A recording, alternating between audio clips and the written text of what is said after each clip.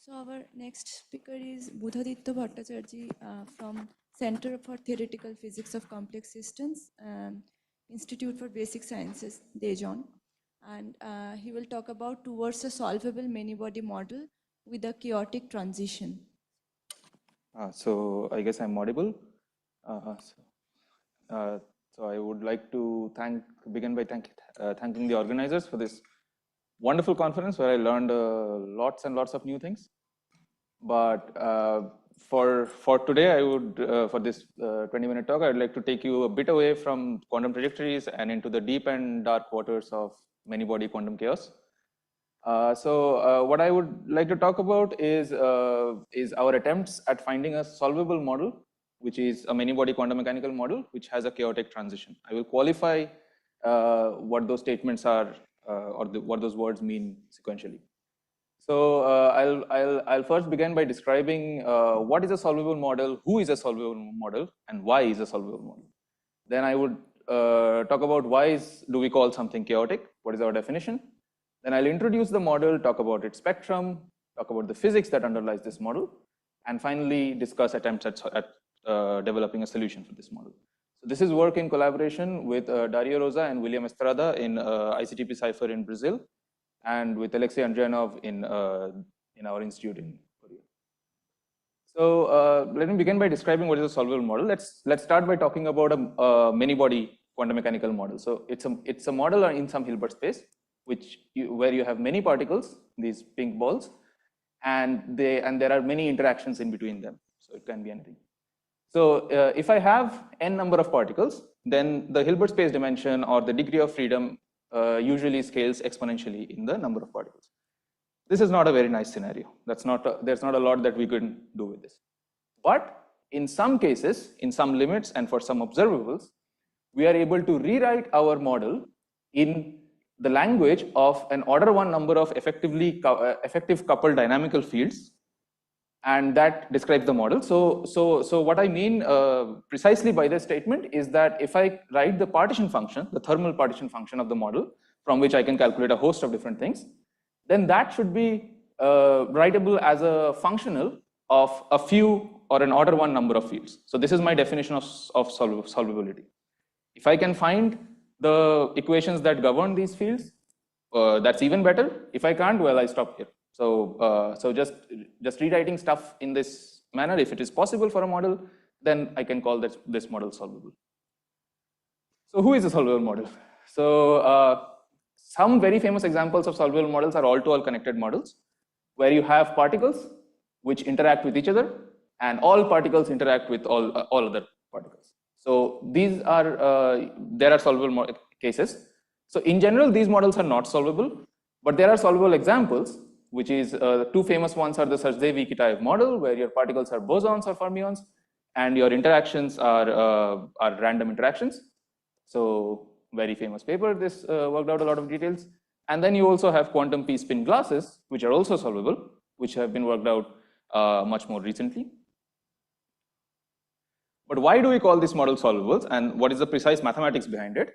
Is something of this sort. So this model can be written in this manner. So the Hamiltonian can be written as a sum of products of fermions. So I'll now restrict to Majorana fermions for the Saclay type model, and the interactions will be random. So I can talk about q-body interactions of fermions, and the interaction strength being some randomly chosen number from some appropriate distribution. So I can choose them like independently identically distributed random numbers from a Gaussian distribution, as is done in the usual SYK model, and I have my Hamiltonian. So as you can see, it's a many-body Hamiltonian. It has exponential Hilbert space and exponentially large Hilbert space, and so on and so forth. I call this solvable because it turns out that if I compute the average partition function, because it's a disordered model, so we only talk about averages, but if I compute the average partition function, then it turns out that I can write it as a functional of two fields. And the two fields turn out to be called the Green's function and the self-energy. And they satisfy this sort of equation when I send my number of fermions to infinity. So at this level only, I'll probably cheat a bit, and I'll say that, okay, this model is quote unquote solvable. But even more, I can even more strongly I can establish the solvability when I can find this type of an equation, which only I can do it in this limit, as it turns out. But yeah, that's still better than nothing. So this is like my definition of solvability, and this is what I'll aim for.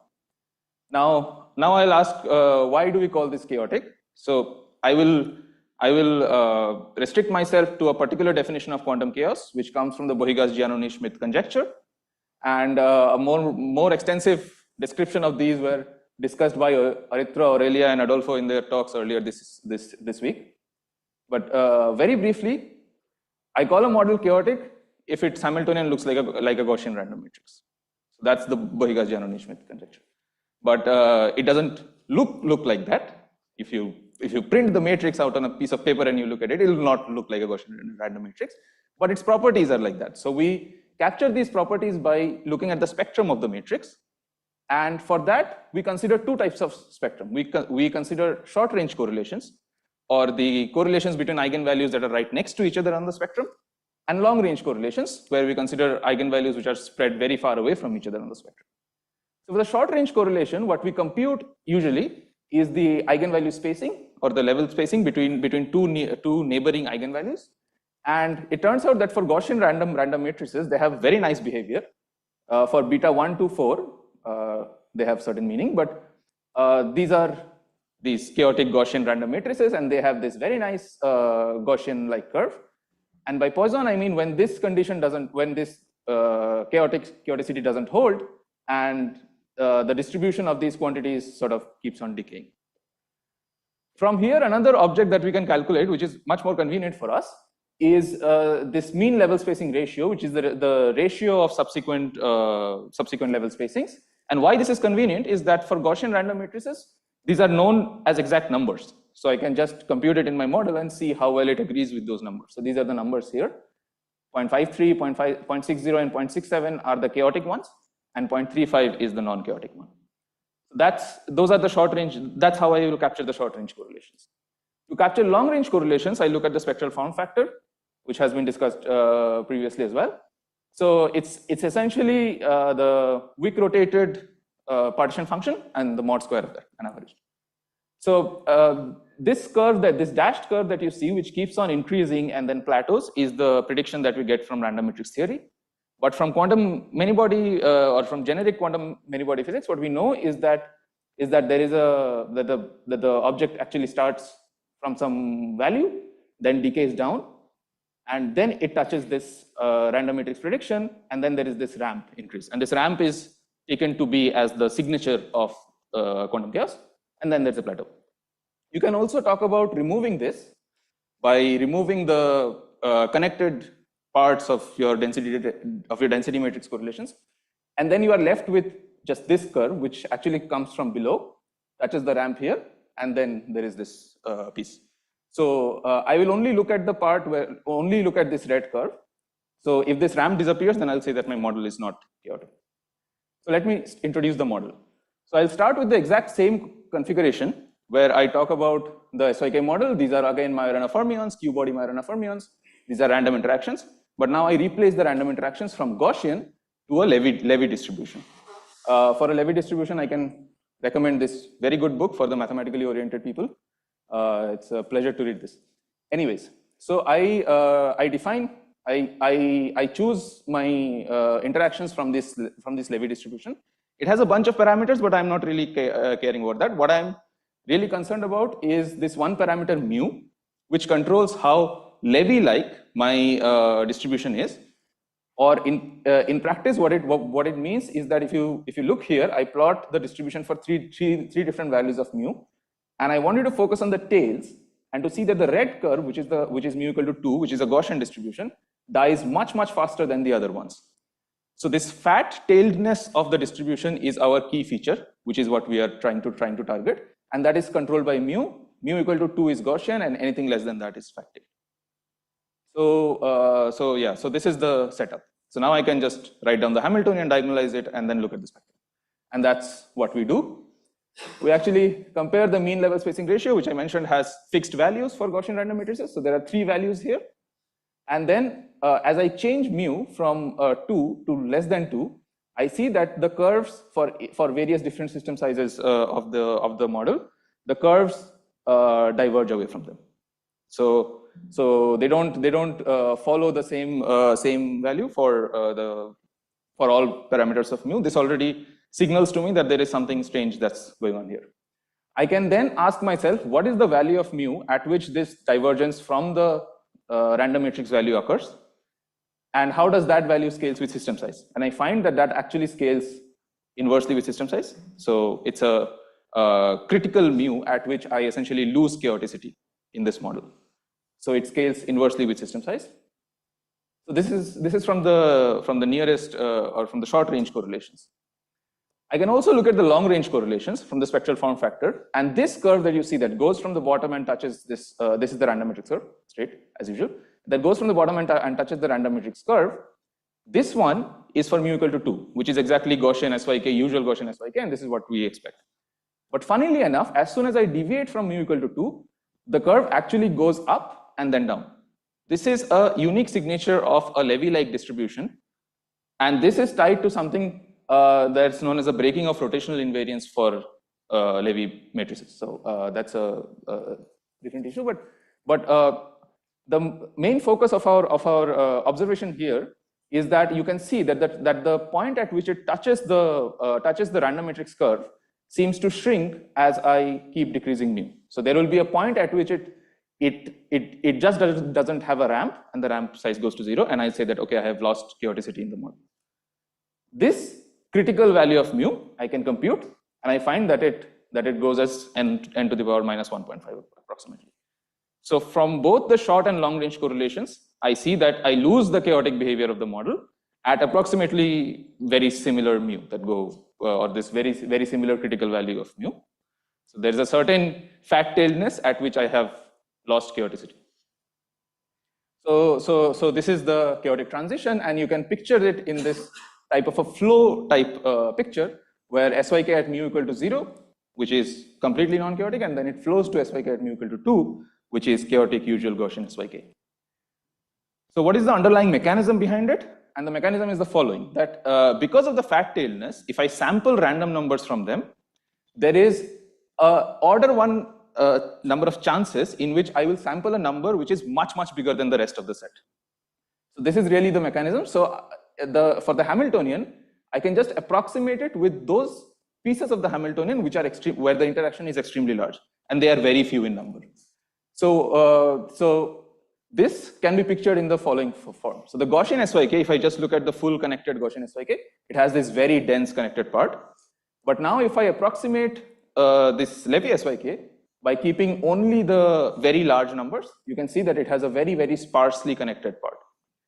Because it's sparsely connected, which means that there are pieces missing in the Hamiltonian, that leads to emergent symmetries. I can construct operators that commute with the Hamiltonian.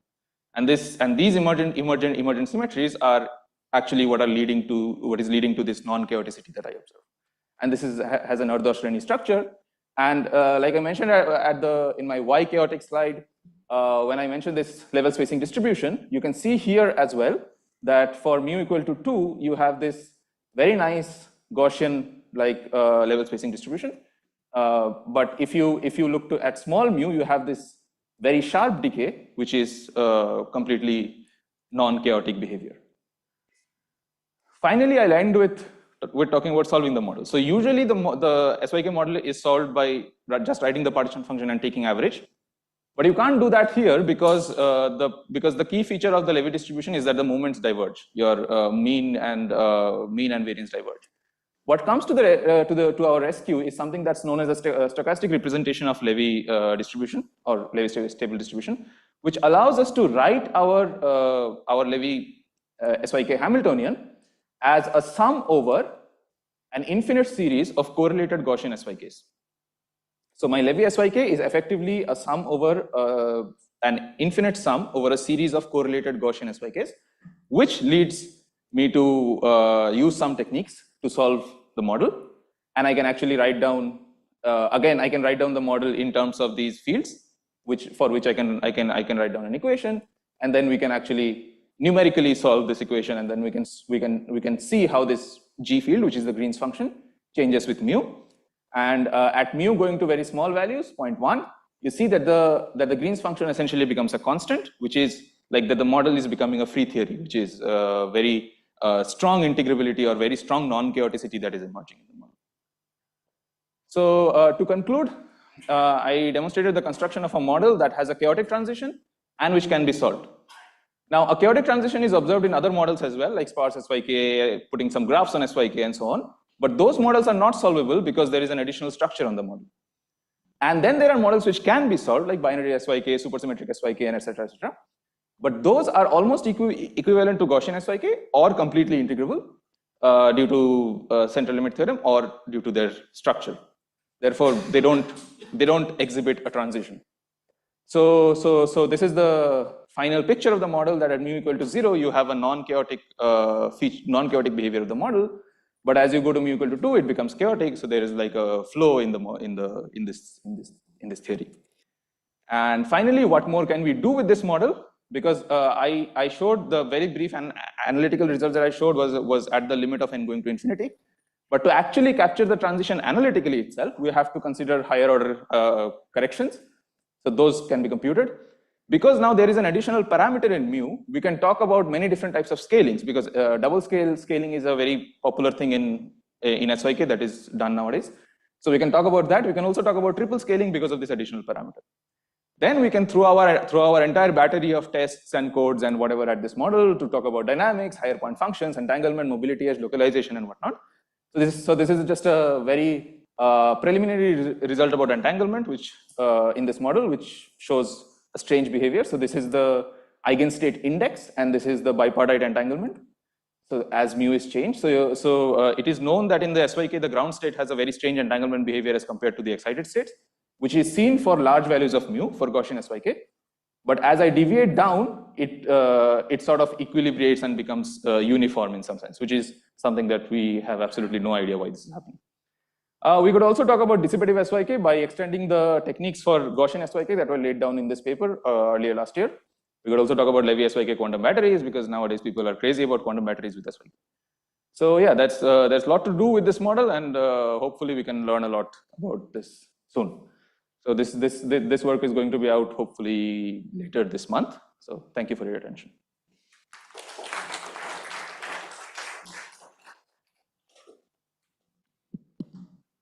So any questions?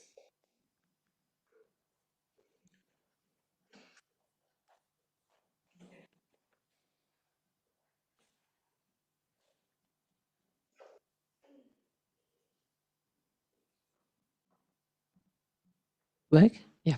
Thanks for the talk. Maybe you mentioned it, but can you go back to like the ramp when you're looking at the connected part? It seems that you have, for some values of mu, a curve below the GOE model. Oh yeah. There are so you mean below the Poissonian model? Next slide. Yeah, here. Like, do you have the GOE in green, right? And you have something like below it. This is GUE. Yeah. Below the GUE, you mean this part? Yes. Yeah. So the curve always starts from 0. Yeah. So this is in the log scale, so it's 10 to the power -10. So there will be a point at which this will cross the curve. This happens for all values of mu. Actually, I just don't plot it far back enough in time. Yeah. All of the curves cross, but the crossing only happens for mu not equal to 2, which is a signal of essentially a breaking of rotational invariance. And why I say this is a signal of breaking of rotational invariance and not a divergence of moments for the Levy distribution is because you can observe the same in sparse SYK as well. So yeah, that's thanks for an amazing talk. So can you, so you saw that for these Levy flights, you get these Renier-Dos graphs. What can you reverse engineer? So for instance, if you wish to get something like what's Strogatz, could you guess which distribution of couplings you need to use? Okay, yeah. Okay, that's a great question. But I don't think because the Watt-Strogass had a fixed connectivity. I don't think you can end up just at least to my knowledge, you can't end up with a random distribution. You can't end up with that because you are picking these interactions randomly. Fair enough. Yeah. So yeah. Maybe another quick question in this stochastic representation where you have this correlated SYKs. Yeah. Were these kind of replicas or were they different SYKs? No. They are. Yeah. Okay. So yeah. Let me. So these SYKs are different. Are independently selected SYKs, but they are weighted by these factors which are correlated with each other. So this is essentially a realization of the generalized central limit theorem. The stochastic representation is a specific example of the generalized central limit theorem. So yeah. Thank you. Test of chaoticity is the Krylov complexity. So does it give anything different or? Yes, it does. So what happens for this, and I don't have the results here, but essentially, if you look at the Langevin coefficients for this model, so for mu equal to 2, you have SYK like linear growth followed by saturation. But for mu, if you deviate far enough from mu equal to 2, this linear growth essentially breaks down, and you have sort of a oscillatory behavior of the Langevin coefficient. So that will lead to, I guess, power law growth for the Krylov complexity. Krylov complexity and this spectral form factor give different predictions, right?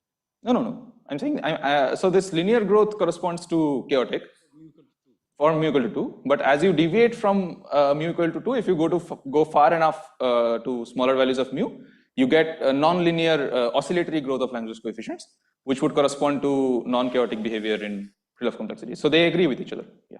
Thank you. Okay. If there is no more question, thanks. Thank you.